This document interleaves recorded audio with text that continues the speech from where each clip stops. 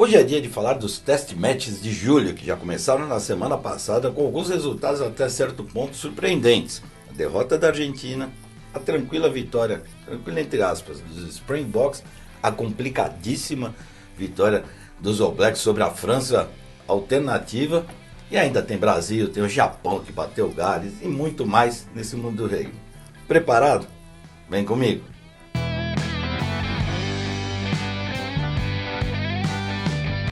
Muito legal ter você aqui comigo, meu nome é Martoni, seja bem-vinda, seja bem-vindo. E antes de mais nada, agradecer o carinho, mais de 100 mil visualizações, muito feliz com tudo que está acontecendo aí. E já te convido para assinar o canal, aciona o sino, dá aquele like que sempre ajuda e coloca a sua opinião, seu ponto de vista, o que você viu da semana passada que você gostou, o que você não gostou, o que te surpreendeu. Vamos conversando aqui que está muito legal, muito obrigado pelas mensagens. Vamos fazer assim então, vamos dar uma olhadinha nos resultados, ou nos principais resultados desse último final de semana no mundo do rugby de seleções.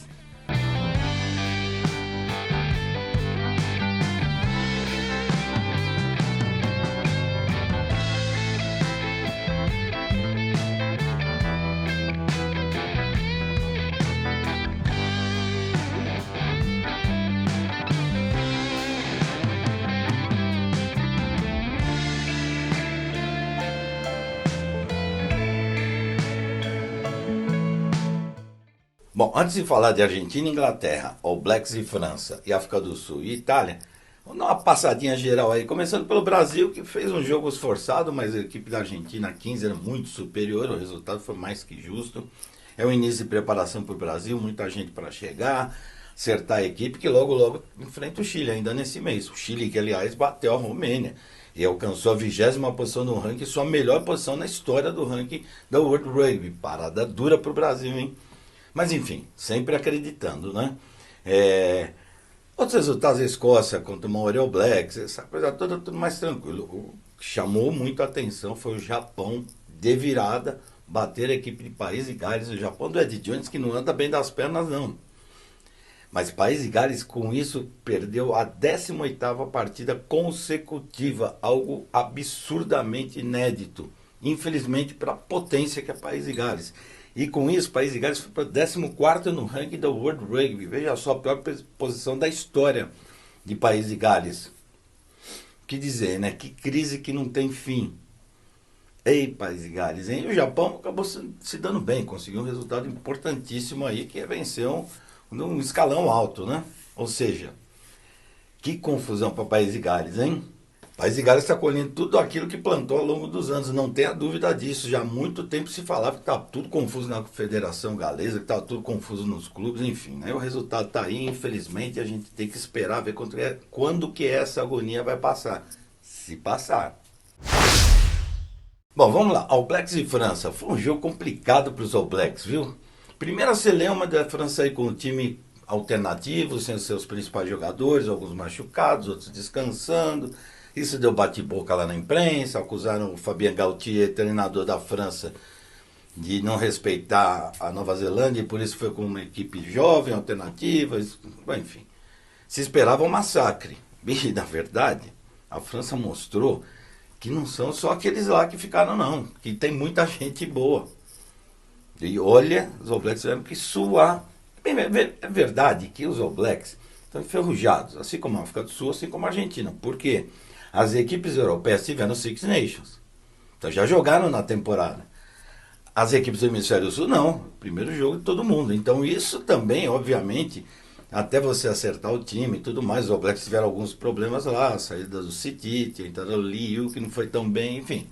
Mas o fato, não dá para esconder, é que o nível francês de rugby realmente é altíssimo. E os All Blacks tiveram extrema dificuldade para vencer, não fosse Bowden Barrett, companhia limitada, lá a coisa tinha complicado. O fato é que não deixou de ser uma surpresa a vitória dos All Blacks. Foi muito mais apertado do que se imaginava. Aí a gente chega na África do Sul, do Rassi Erasmus. Quem fez o primeiro tempo tranquilo, para o segundo tempo perdeu para a Itália. Aí todo mundo fala, também o time tirou o pé.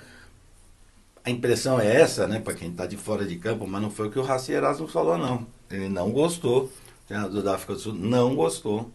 Falou que o time tem que ter intensidade 80 minutos, Mesma ressalva. Um pouco enferrujado, gente nova chegando e tudo mais. Sabe como é que é, né? A Itália jogou Six Nations. A Itália também tem muita gente de fora. Miti Lamar, o capitão da equipe, o Andy Capuoso do Toulouse, que está machucado, o Paulo Garbisi, tem muita gente de fora, e muita gente, Seb Negri, tem muita gente boa de fora. Tá? Mas o fato é que o Rassi Erasmus tem razão.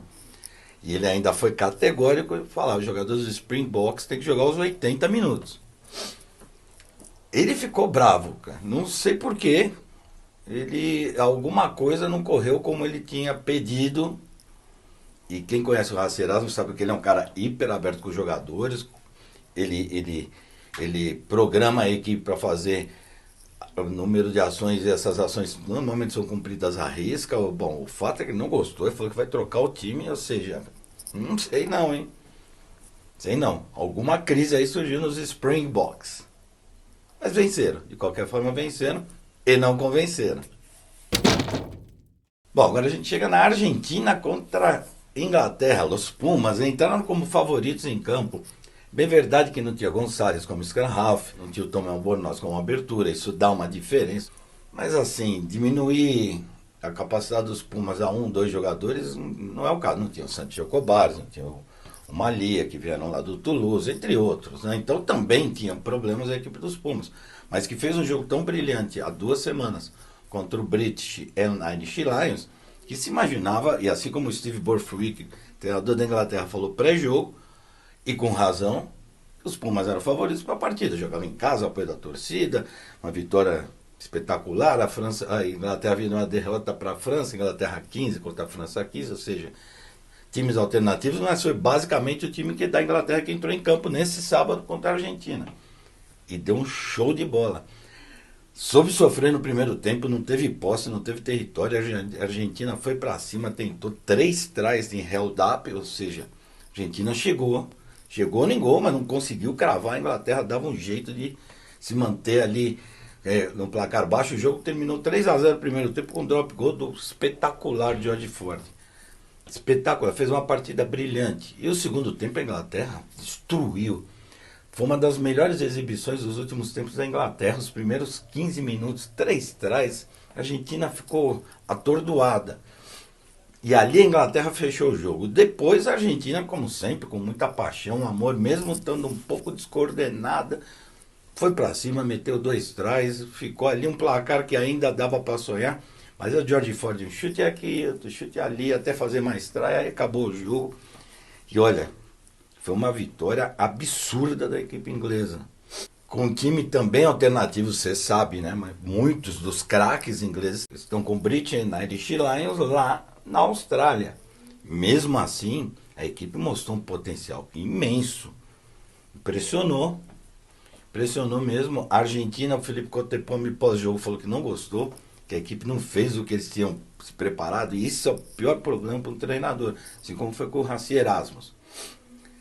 O treinador vem a público e fala, a gente não fez, a gente foi mal, se inclui no meio, que está correto, e fala, a gente não fez aquilo que a gente treinou e aquilo que a gente se programou para fazer. Isso é que não pode. O adversário fazer a dele, ok, você não fazer a tua é que não pode. Essa é a mensagem. Conclusão da história, uma vitória retumbante da Inglaterra, ficou aquela decepção para a torcida argentina e volta aquele assunto que na era contemporânea a gente quase não viu. Qual é o assunto? A Argentina é assim, joga um jogo muito bem, um jogo muito mal. Oscila. E eu tenho certeza que ele não quer isso. Porque essa é uma marca registrada do ótimo treinador que é o Contepomi. Equipe linear, equipe que joga, equipe que joga na casa do adversário com coragem, joga em casa com audácia, enfim. Não foi o que rolou. Às vezes acontece. Também você não pode julgar por uma partida. Assim como a Inglaterra. Se a Inglaterra jogar o segundo tempo que jogou, com todos os jogadores de fora voltando, sim, vai ser campeão do mundo, óbvio, né? Então não é assim, né? Então o que a gente deve tirar de lição para as duas equipes é assim, a Inglaterra maravilhosa, mas calma, e a Argentina não tão boa, mas calma. É isso. Tudo tem que ter um equilíbrio, tá bom?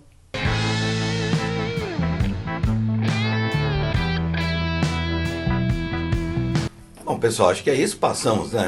Basicamente o que foi a primeira rodada dos test matches, tem muito mais pela frente. Nessa semana ainda coloco um vídeo sobre os próximos jogos, os próximos passos dessas seleções gigantes, né? E quero saber a sua opinião, qual é o seu ponto de vista, quem você acha que de fato foi bem, quem acha que de fato foi mal, enfim, né? Assina o canal, aciona o sino, dá aquele like, tá bom? E vamos que vamos, até a próxima. Valeu!